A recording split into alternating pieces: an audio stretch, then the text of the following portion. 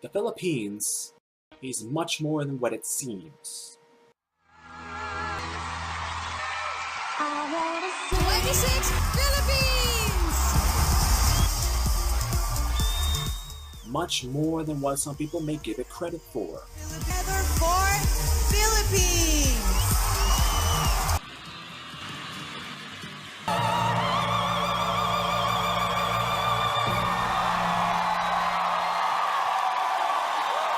Much more than what it now is.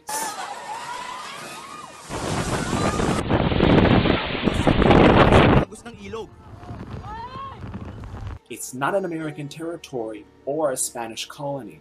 It's more than that. The Philippine Islands has its own history and heritage. A history and heritage that was nearly forgotten by the hundreds of years of Spanish conquest and American control.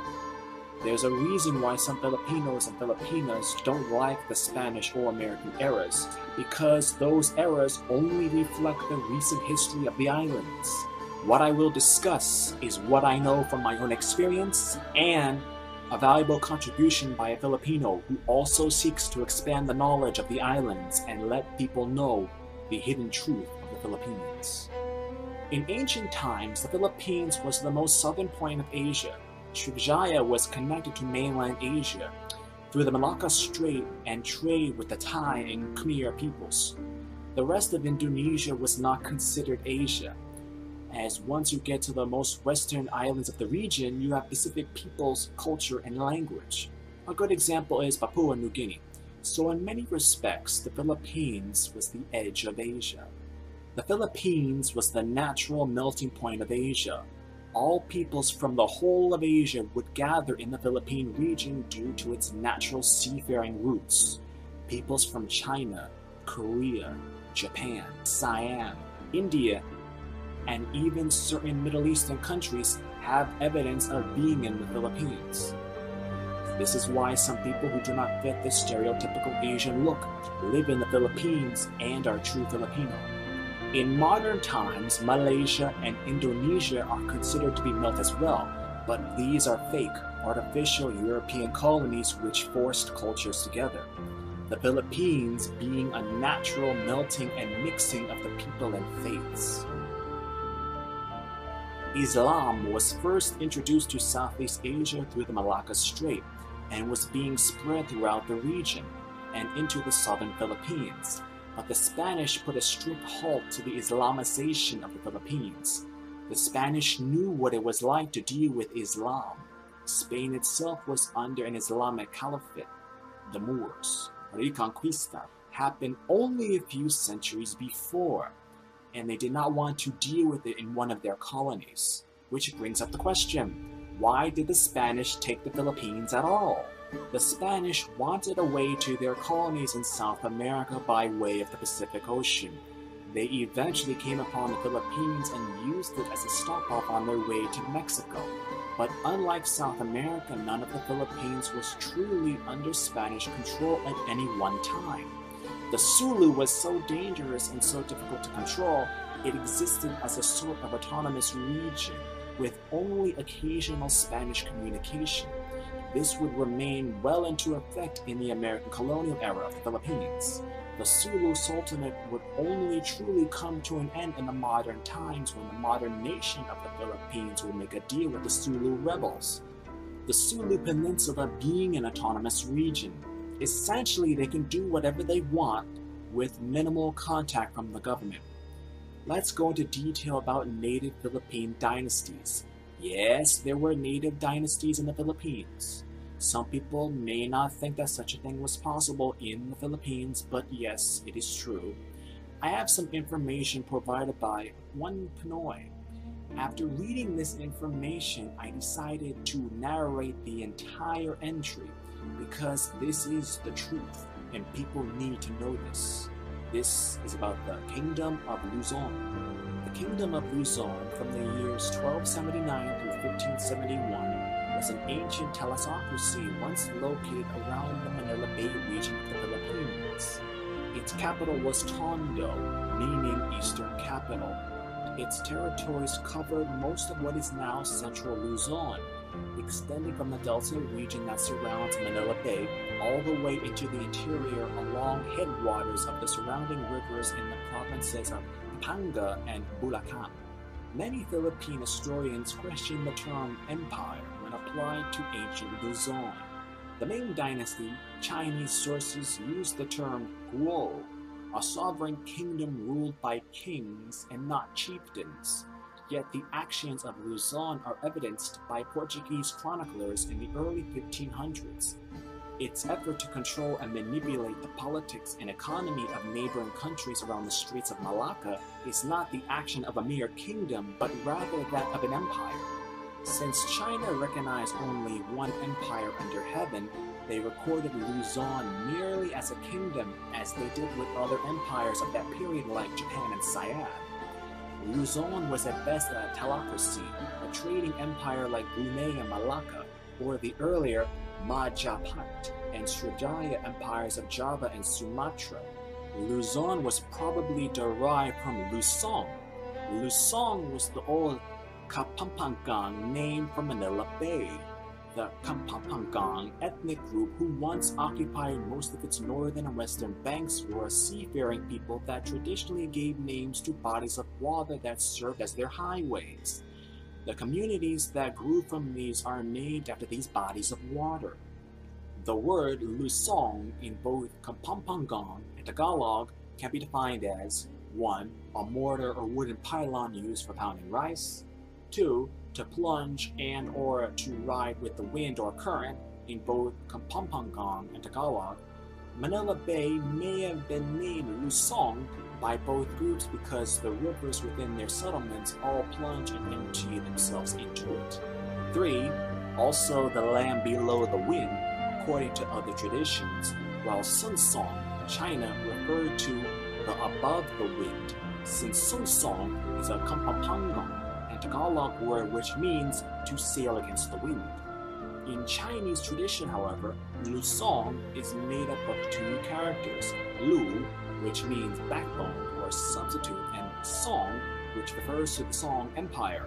In the southern Chinese dialect, like Cantonese, Hokkien, and Chaozhou, the character Lu is added before a name to lessen its importance or value. For instance, Long, dragon, becomes Lulong, dragon-like, not a real dragon, when the character Lu is added before it. Therefore, the name Lusong means substitute Song Empire or Lesser Song Empire. The history of the Song dynasty was compiled under Toktokan in 1345. In it, the Mongols recount the final and complete destruction of Nansong, Southern Song Empire, in 1127 through 1279 AD. During that year, the Mongol fleet crushed the imperial navy of the Southern Song Empire at the naval battle of Namen, and the loyal minister of the left, Liu Jinfu, committed suicide with the last non-Song emperor, the child Songdi Bing, rather than be captured by the Mongols. The Grand Admiral Zhang Shiji escaped with his Grand Armada, but were later annihilated by a typhoon while crossing the seas. Alternate sources refute the account of the destruction of Zhang Shiji's Grand Armada as nothing more than Mongol propaganda, since there were no eyewitness accounts of its destruction, nor were there traces left of its remnants. For most historians, the fate of Zhang Shiji and his Grand Armada remains a mystery. Contemporary Chinese historians in Guangdong are now even questioning the Mongolian accounts regarding Emperor Bing's death. Even though Mongol sources claim that the corpse of the last emperor had been found washed ashore along the coast of Shenzhen, his actual grave is yet to be found. Cantonese folklore expressed in the traditional Cantonese opera narrates an alternative account where the loyal minister Liu Jinfu tricked the Mongols by committing suicide with his own son disguised as the young emperor. The real emperor was said to have been smuggled out of the scene of battle by Grand Admiral Zhang Shiji, who will eventually return to redeem the empire from the invaders. The travels of Marco Polo also recounts the escape of the last Song emperor across the ocean. Zhang Shiji's fleet and the last Song emperor may have escaped to pre-colonial Philippines, and established the Luzon Empire, the Lesser Song Empire. Despite the conjectures regarding its origins, the Ming annals are clear on the actual existence of the Kingdom of Luzon. It records that in the 5th year of the Ming Emperor Hongwu, in 1372, the Kingdom of Luzon sent its first among the many succeeding diplomatic missions to the Great Ming Empire, 1368 through 1644, accompanied by the embassies of India's Chola Empire. In 1405, according to the veritable records of the Ming Empire, the Ming court sent envoys to the Kingdom of Luzon to invite them to send emissaries to China. It was also listed by the same records as one of the places visited by Admiral Zhang He in the years 1405 through 1433. The Ming chroniclers also added the character for kingdom, Guo, after Luzon, indicating that it was once an independent and sovereign kingdom. Her rulers were acknowledged as kings who sent proper envoys and not mere chieftains. The Ming Empire treated the Kingdom of Luzon more favorably than Japan, by allowing it to trade with China once every 2 years, while Japan was only allowed to trade once every 11 years. The Kingdom of Luzon flourished during the latter half of the Ming Dynasty when China closed its doors to foreign trade. Foreigners were forbidden to send trade missions to China. Chinese merchants were likewise forbidden to trade beyond the borders of the Great Ming Empire. Yet clandestinely, merchants from Guangzhou and Guangzhou regularly delivered trade goods to Tondo. Luzon merchants then traded them all across Southeast Asia and were considered Chinese by the people they encountered. The Portuguese, who came to Asia much earlier than the Spaniards, recorded their encounter with the inhabitants of the Kingdom of Luzon and called them Lucios, Lusons. The Portuguese records that the Luzon Empire played an active role in the politics and economy of 16th century Southeast Asia, especially in controlling the trade traffic at the Straits of Malacca. The Kingdom of Luzon's powerful presence in the trade of Chinese goods in the 16th century East Asia was felt strongly by Japan, whose merchants had to resort to piracy in order to obtain much sought-after Chinese products such as silk and porcelain.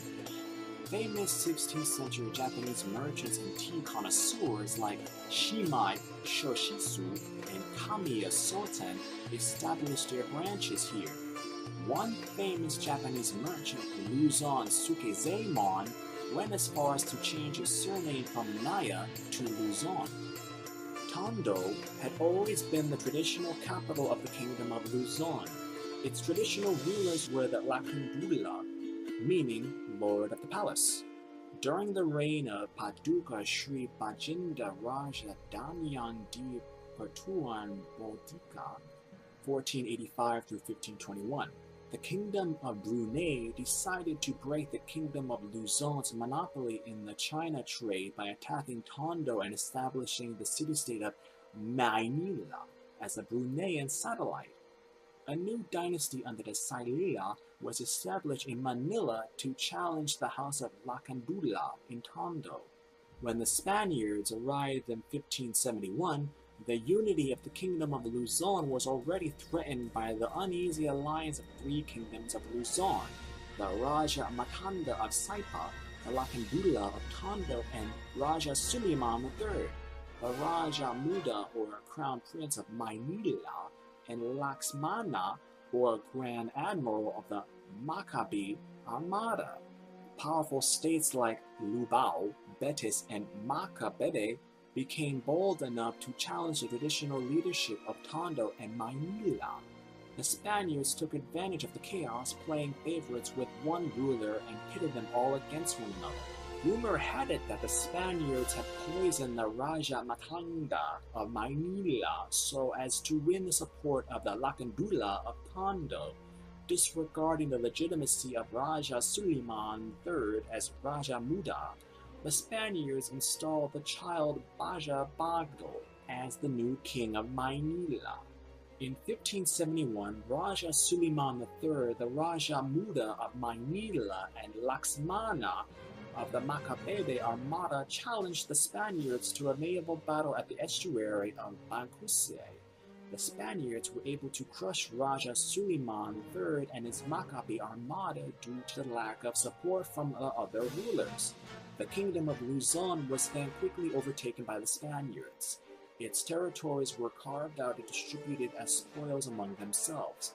Pampanga was the first Spanish colonial province carved out of the kingdom of Luzon, and the people who spoke one language from Tondo to the rest of Pampanga are now called Papampangam.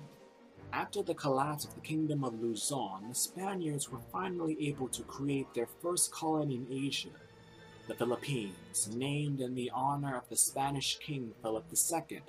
The name Luzon was given to the entire northern Philippine island in memory of the former Kingdom of Luzon. The Kingdom of Luzon was said to have finally ended in 1571 according to Spanish records, yet the fortified cities of Lubao and Betis continued to thrive as independent principalities of the Kingdom of Luzon until 1572. In 1575, the Spaniards executed the child king Raja Bago and his cousin Lumalan as part of their response to Limahong's invasion. The Spaniards suppressed the ruling families of Luzon as to be in a secret communication with the Chinese private fleet. The Lacandula of Tondo also died in the same year. In 1586, the Spaniards crushed the revolt of former nobles of the Kingdom of Luzon in the province of Pampanga. The revolt was based in Candaba under the leadership of Don Nicolas Mananguete and Don Juan de Manila. In 1588, the Spaniards crushed the revolt of the nobles of the Kingdom of Luzon in Tondo. It was led by the descendants of the Lacandula and their kinsmen with the assistance of the influential Japanese merchants of Sakai. Many of them, including the Japanese Christian merchants Juan Gallo and Dionisio Fernandez, were executed. Some, like the ruler of Candaba, Dionisio Capulong, were exiled and their properties confiscated. In 1590, King Sata of Cambodia sent 2 elephants to the King of Luzon through his Portuguese ambassador and requested the Kingdom of Luzon's assistance in their battle against Siam. In the same year, the lords of the Kingdom of Luzon were said to have been corresponding with the Taiko-sama of Japan, Toyotomi Hideyoshi, begging for assistance to help liberate Luzon from the Spaniards. Hideyoshi responded by sending a letter to the Spanish governor of Manila demanding that the Spaniards leave Luzon quietly or face a full-scale invasion that would force them out. Ill prepared for a Japanese invasion, the Spanish governor of Manila decided to appease Hideyoshi by sending gifts from the Americas, including the 2 elephants sent by the King of Cambodia. The rulers of the old Kingdom of Luzon who cooperated with the Spanish overlords became the principality of the new Spanish colony. To this day, their descendants still play an influential role in Philippine society. A large community and 2 burial sites dating back to the southern Song to the early Yuan dynasty that was destroyed by previous volcanic eruptions had been partially excavated since the 1930s in Hyencia, Ramona near the Pasig River in Pampanga province. Due to lack of funds and government support, the site has been constantly abandoned to the elements and treasure hunters. Some archaeologists speculate that this may have been the original site of the Luzon capital of Tondo, it being located next to the Pasig River. Throughout the centuries, Kapampangan writers, historians, and poets all wrote about a lost Kapampangan empire that was destroyed by the Spaniards upon their conquest of the islands in the 16th century. Yet the name Kapampangan is hard to come by in any pre-Hispanic sources. This is understandable. The Spaniards carved out the province of La Pampanga from the former Kingdom of Luzon in 1571 and named it after the Indong Kapampangan River. Only were the inhabitants of the new colonial province then called Kapampangans. The study of Philippine history has for many years been Eurocentric. Most Philippine historians have gone as far back as the earliest Spanish records but have failed to look into the archives of neighboring countries such as Brunei, Indonesia, Cambodia, Thailand, Vietnam, Japan, and China. Their dependence on the English language limits the majority of Philippine historians from accessing volumes of material written in Chinese and other Asian languages. As a result, the history of the Kingdom of Luzon remains mythical in their scholastic psyche and still virtually non-existent in mainstream Philippine history. When the Spanish foreigners came to the islands, they destroyed the kingdoms and dynasties that were already existing there. Native Filipino customs and identity were nearly destroyed by the Latin culture that engulfed all of what anyone would now consider to be the Philippine Islands. Few records remain as to what existed before the Spanish destruction. What has been discovered was not only native dynasties such as Luzon, but there were actually native Philippine writing scripts, the sign of a developed nation and of a powerful empire. People may never know the maximum extent of what kind of language existed in the Philippines before the Spanish destruction, or how many total written languages existed. But we do know of a few examples that survived even when the Spanish attempted to erase its existence. One of the most extensive is the Babayan, as we now consider it today to be a true native Philippine written language. Visually, the letters look astonishing. To the untrained eye, it looks roughly Indian, which it is, as this language is a variation of the Sanskrit used in India, giving credit to the ancient myth that most of Southeast Asia was mostly Indianized except for certain regions, notably Annam and Luzon, which were Sinicized, even though there is evidence that shows that Luzon also had ancient Japanese influence as well. At this point in time, there's no absolute universally agreed explanation as to how the Babayan was created. One theory suggests that the language came to that region of the Philippines through trade with the other island empire of Southeast Asia, Sriwijaya, as the Babayan is similar to Javanese, the language of Sriwijaya and predecessor of Indonesian. One interesting fact of the Babayan is that in the traditional way of writing it, you would write the characters from the bottom to the top, an unusual method of writing. Another different method of writing would be Arabic, where the characters are written from right to left. To have a written language this complex shows an excellent example as to how complex the Babayan is. Not all of the islands that make up the modern nation of the Philippines use the Babayan. Another example being the southern Philippines, which was the realm of the Sulu. This region used Arabic, but this is not native Filipino but Middle Eastern origin. Babayan is considered native Filipino script, as why many Filipino people are fascinated with it when they learn of its existence. Let's compare the ancient Babayan written language, which is true Filipino, to a modern definition of native Filipino language. The Tagalog spoken language is the only example currently of a quote-unquote native Filipino language, when it's essentially a mix of various native Filipino languages, Spanish and English. Hardly native, true, ethnic Filipino, as Babayan is more of a pure Filipino language than Tagalog in some circumstances. When the Spanish first arrived in the islands, they were amazed that this was no haven of savages, but the islands were home to advanced empires and using written language, the Babayan being one of them.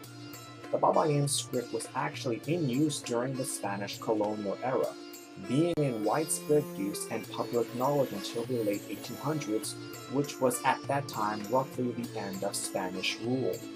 The end came because by this time nearly all of the Philippines was completely Latinized, with only certain regions escaping this fate. With the Spanish rule, native Filipino culture and identity were replaced with Latin aspects. Native Filipino names were replaced with Spanish names, cities and islands were renamed with Spanish names, and lastly, language was changed.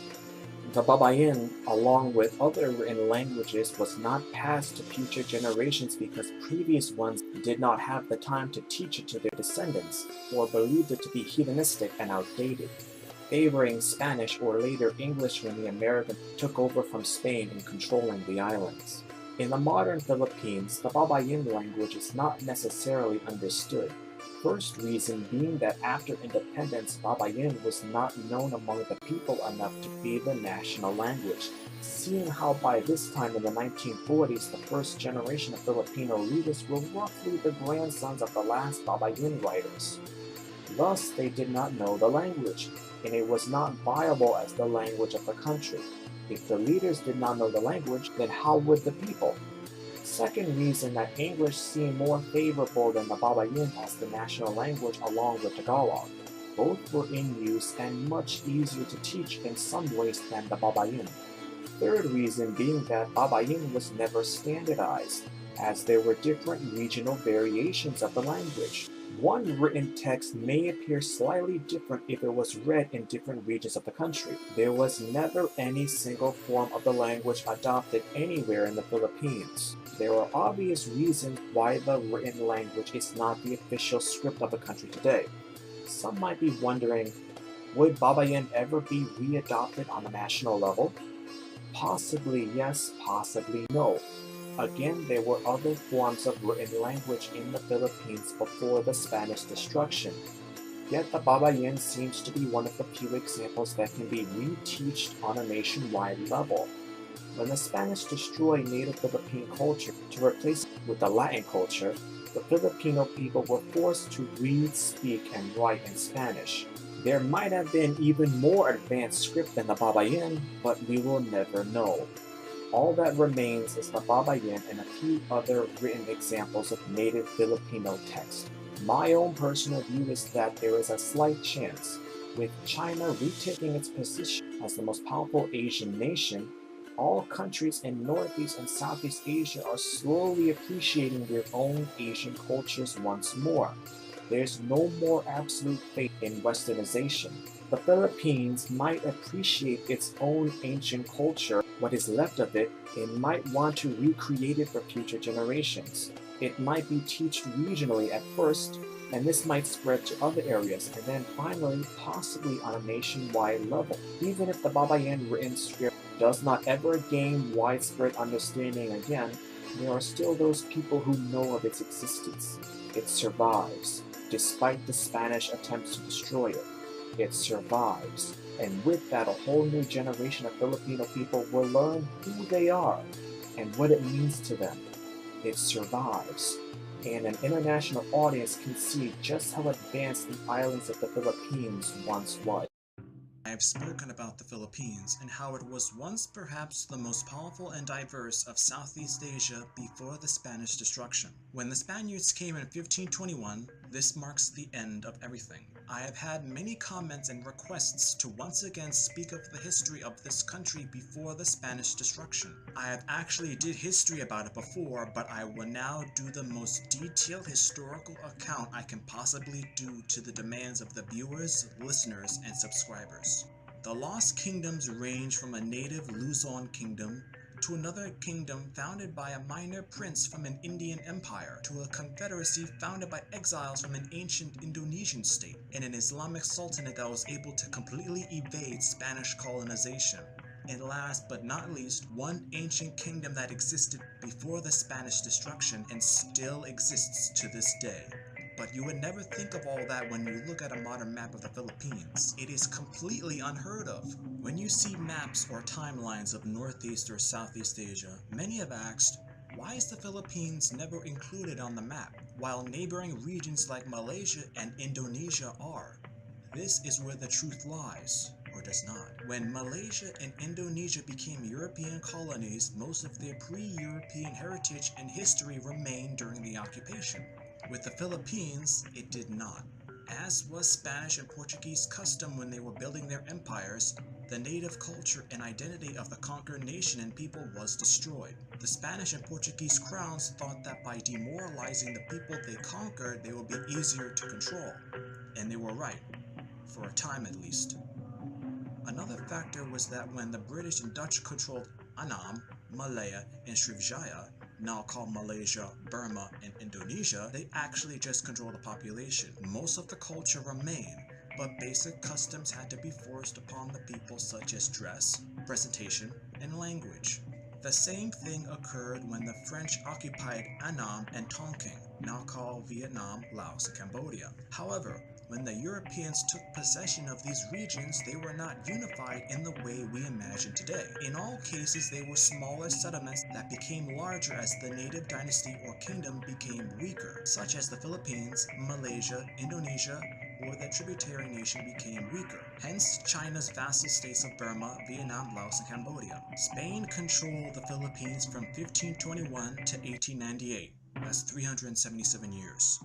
The British controlled Burma from 1824 to 1948, 124 years. The French controlled Indochina from 1887 to 1954, 67 years. The British controlled Malaysia from 1826 through 1946, 120 years. The Portuguese controlled Macau from 1557 to 1999, 442 years. The British controlled Hong Kong from 1842 to 1947. That's 155 years. If we use these years as a basis, then the Philippines was the second oldest European transformed region in Northeast or Southeast Asia.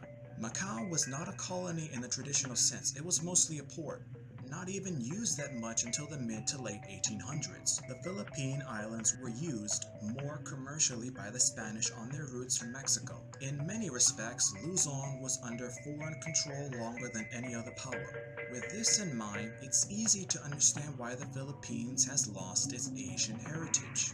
When we look at a map, the Philippines is south of China and the west of Vietnam. It should have had more contact than Malaysia and Indonesia. Perhaps it did, but we will never know. Here's something we do know. The Philippines is the only Roman Catholic nation in Asia, anywhere in Asia. And Asia is a very large region of the world. Isn't it odd? It's a legacy of the Spanish who forcefully converted most of the population to Christianity during their control of the region. What existed in the region before the Spanish Christianity crusade? Once again, only few records remain. It's time for the truth to be known. From here on, in the narration, these islands will not be called by its western name. We will once again call these regions by their ancient and true titles. Possibly the oldest of the ancient realms was Tondo, also called Luzon or Luzon. This kingdom has no establishment date. There is no records that give proof to when it was formed. Only Spanish records show that it was conquered in 1589. The oldest document in the Philippines date to the year of 900. The document itself, the Laguna copperplate inscription, was discovered in 1989 and caused a sensation. It was estimated that record keeping began after the Spanish destruction in 1589, but this predates that by centuries, meaning that Tondo was in existence for possibly centuries before the Spanish arrived on those shores. In the ancient days, there was the Lakan, which was the equivalent of king. Tondo had a series of kings as they were called the Lakandula, while the nobles called Datu were the nobility of the region, not just of Luzon but of other regions as well. Indian in origin, the term Datu was changed to Don during the Spanish destruction. Although the Constitution currently prohibits granting new titles of Datu, descendants of Datu may keep the title. The next reference to Tondo is in Ming Dynasty records. There is an account of trade with Tondo in the Ming court referring to the people as kings, not as chieftains or savages. It reflects a wider scope of ancient Chinese contact with the islands. It also gives proof to ancient accounts of Chinese settling in the islands and marrying local women, thus a reason why so many people in the north look Chinese. Because they are. Ancient Chinese had control with local Datu and even arguably influenced the islands with Ming support. The Spanish first came to Manila Bay in 1570. The Spanish, after hearing word of a wealthy and powerful Muslim settlement on Luzon, sent a conquistador to take the region. The ruler of the Kingdom of Manila at the time, Raja Suleiman II, refused to submit to Spanish rule. Defeated by the Spanish invaders, Manila would be then claimed by the Spanish. Refusing to accept the loss of their homeland to the invaders, the natives burned Manila to the ground rather than see Manila in all its glory in Spanish control. The Kingdom of Manila. Modern-day Manila is named in part for this ancient kingdom, having been established by the 5th Sultan of the Kingdom of Brunei. The establishment is sometime in the early 1500s, as Manila will be conquered by the Spanish in 1571. Kingdom of Butuan, Not to be confused with the other kingdom of Bhutan, this was an ancient Indianized kingdom centered on the present Mindanao island city of Butuan. It was known for its mining of gold, its gold products, and extensive trade network across the Nusantara area. The kingdom had trading relationships with the ancient civilizations of Japan, China, India, Indonesia, Persia, Cambodia, and areas now comprised in Thailand. The time of establishment is unknown. Rulers of Butuan had relations with these ancient Southeast Asian kingdoms of Champa, now within present-day Vietnam. Song dynasty records show that Butuan had foreign relations as early as the year 1000. This deep respect and fear of China from Butuan sparked favoritism in the Chinese court, and dynasties after Song kept in contact with Butuan. A high point was the Yuan dynasty. Chinese records about the Rajanate stopped after the reign of Raja Siagu, the last independent Raja of Butuan. He was formally subjugated into the Spanish Empire after he made a blood compact with Ferdinand Magellan in 1521. The Rajanate of Cebu. The Rajanate of Cebu was a classical Philippine state which used to exist on the island of Cebu prior to the arrival of the Spanish. It was founded by Sri Lume, or Raja Muda Lumaya, a minor prince of the Indian Chola dynasty which occupied Sumatra. He was sent by the Maharaja to establish a base for expeditionary forces, but he rebelled and established his own independent Rajanate. Founded in the year 1450, it would be dissolved by a Spanish treaty in 1565. The Confederation of Madhyas, which was established during the 1200s and was conquered in 1569. During the 11th century, several exiled Datus of the collapsing empire of Srivijaya, led by Datu Pui, led a mass migration to the central islands of the Philippines, fleeing from Raja Makatuano of the island of Borneo.